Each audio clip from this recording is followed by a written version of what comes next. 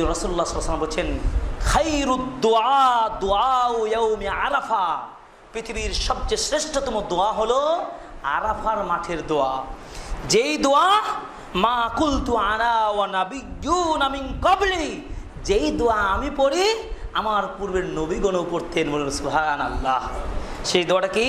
লা ইলাহা ইল্লাল্লাহু ওয়াহদাহু লা শারিকা লাহু লাহুল মুলকু ওয়া লাহুল হামদ ওয়া হুয়া আলা কুল্লি শাইইন কাদির। সুবহানাল্লাহ। আফজালুদ দোয়া, সেই কালিমার কথাই তো আমরা বলছি। এই জিকিরগুলো আমরা করার চেষ্টা করব। যেই কালিমার কথা বলছি, যেই কালিমার দাওয়াত দিয়েছে আম্বিয়াগণ, সেটা এমন দামি কালিমা, ৯৯টা পাপের খাতা সিজিল কিয়ামতের মাঠে আল্লাহ দপ্তরকে সাজিয়ে দিবেন। এমন একজন ব্যক্তিকে তিনি ডাক দিয়ে বলবেন, এই তুমি বলো এই ৯৯টা দপ্তরে তোমার জীবনের যাবতীয় অপকর্ম পাপের গুনাহগুলোকে লিপিবদ্ধ করা হয়েছে। আতুনকিরু মিনহু শাই, তুমি কি কোনো একটা পাপকে অমান্য করতে পারো, অস্বীকার করতে পারো? সেদিন সে লোকটা রবের সামনে বলবে, আল্লাহ তুমি তো রব্বুল আলামিন, তোমার ফেরেশতারা আমার আমলনামা যা লিখেছেন কোনো একটাও বাদ দেয় নাই, আমার মতো একজন বান্দা অস্বীকার করতে কখনোই পারে নাই। আল্লাহ তাকে বলবেন, এই বান্দা তোমার কি কোনো ভালো হাসানাতান রয়েছে, কোনো ভালো নেকির কাজ করেছো? সেই লোকটি বলবেন, না আল্লাহ আমার কোনো জীবনে ভালো কাজ নেই, আমি এতই পাপ করেছি, শুধু পাপ আর পাপ। আল্লাহ রব্বুল আলামিন বলছেন, আজকে রব্বুল আলামিন তোমার উপরে জুলুম করবেন না, মিসকাল বিন্দু পরিমাণ জুলুম করবেন না। তুমি যে একটি সামান্য নেকি করে থাকো তাও তোমাকে সওয়াব দেওয়া হবে। সুবহানাল্লাহ। আল্লাহ রাব্বুল আলামিন তখন বলবেন, লাকা হাসানা, এই ৯৯টা পাপের খাতা তোমার ঠিক, কিন্তু তুমি জীবনে একটা নেকির কাজ করেছো, ভালো কাজ করেছো। তখন আল্লাহ রাব্বুল আলামিন একটা বেতাকা বের করে দেখাবেন, বেতাকা কার্ড। আরব দেশে বেতাকা আইডেন্টি কার্ডকে বেতাকা বলা হয়। এই বেতাকাতে লেখা আছে, আশহাদু আল্লা ইলাহা ইল্লাল্লাহ ওয়া আশহাদু আন্না মুহাম্মাদুর রাসূলুল্লাহ। মানে ওই লোকটি জীবনে এই কালেমা পড়েছিল, আর এই কালেমার ধ্বনি আল্লাহ রাব্বুল আলামিনের ফেরেশতাগণ রেকর্ড করে বেতাকা আকারে লিখে রেখে দিয়েছেন। বলুন সুবহানাল্লাহ। আল্লাহ রাব্বুল আলামিন ফেরেশতাদেরকে বলবে, ওজন করো ৯৯টা দপ্তর একদিকে, আর এই কালিমাতুত তাওহীদ থাকবে আরেকটি পাল্লায়। ওজন করে দেখা গেল এই বেতাকার কাঠটির পাল্লাই হয়ে গেল ভারী, আর ৯৯টা দপ্তর হয়ে গেল কম। বলুন সুবহানাল্লাহ।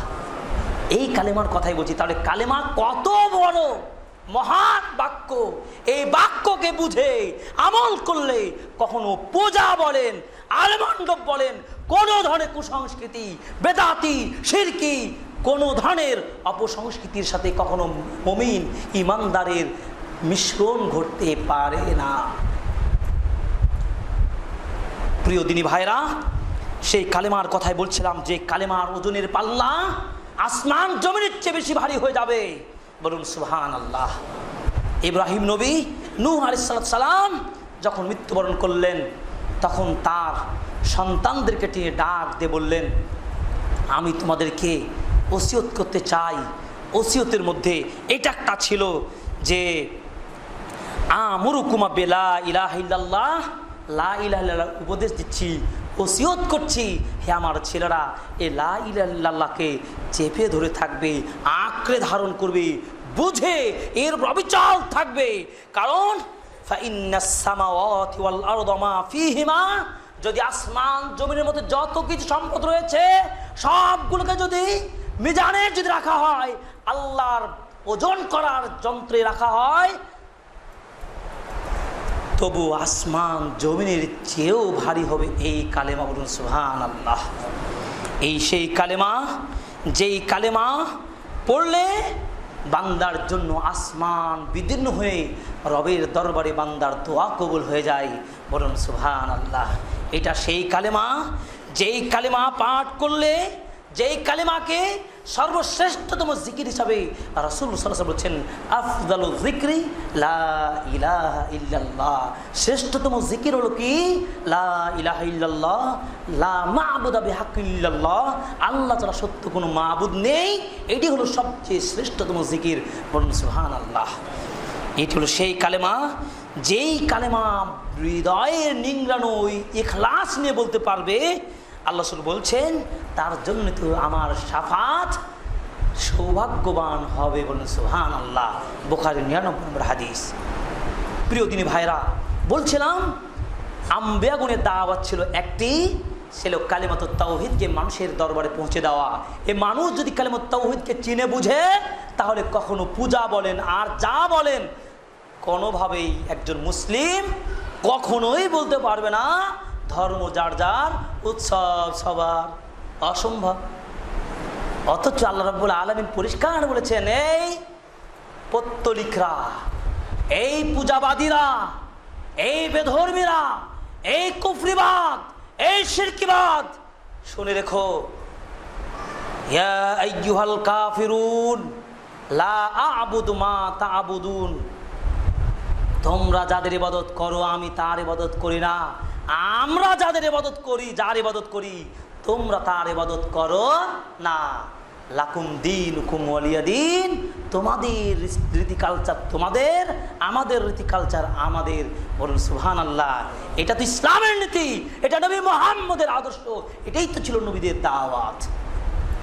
আজকে কেন চেঞ্জ করে দিলাম আমরা? এই সুন্দর সবুজ শ্যামল প্রকৃতি ভরা ঋতুর এই দেশকে আমরা ইমান, ইসলাম, তাহজিব, তামাদ্দুনে ইসলামী আলোকে জীবন গড়ব, যা শতকরা 90% ওপরে মুসলিম সমাজ। আমরা কখনোই এ ধরনের বাক্য বলতে পারি না, আমরা কখনোই বলবো না। আমি বলবো তার মতো, যেটা নবী মুহাম্মদ সাল্লাল্লাহু আলাইহি ওয়াসাল্লাম তেলাওয়াত করে বলেছেন, কুল ইয়া আইয়ুহাল কাফিরুন লা আ'বুদু মা তা'বুদুন।